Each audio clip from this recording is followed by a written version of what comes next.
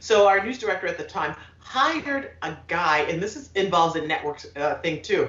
He hired a guy, and I'm not going to name the network, but it's a cable news network that he hired this guy where this guy came from. And he was a sports anchor at this cable news network. So he comes into our little room, our little station in Columbia, South Carolina, and he is big time, right? Oh, yeah. And he's letting us know that he makes more money than we probably will ever see in our lifetime.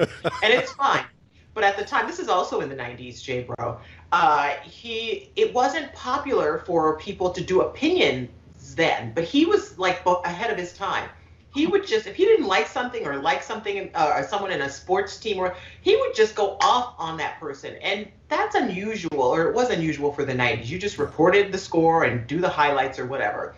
And people did not like him. And we got calls to the newsroom all the time about this guy, about how he had a big mouth and how he should just stick to doing the sports and leave the opinion to other people, whatever.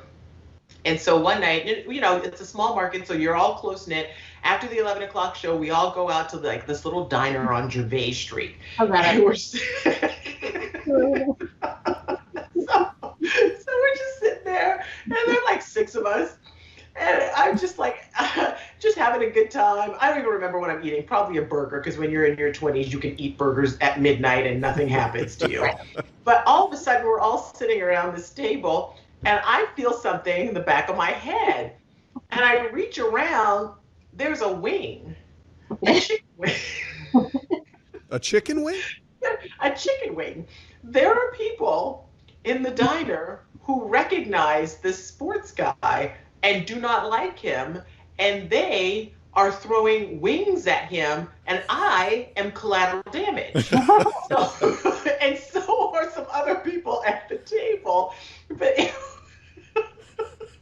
was startling, because I've never in my life, I'm like, well, who would throw food at us? We're just lowly TV people. But then we realized he was the target, and honest to God, we were like ducking wings. We ended up leaving that diner. I wish I could remember the name of it. I just remember it was on Gervais Street, because that's a popular street in Columbia.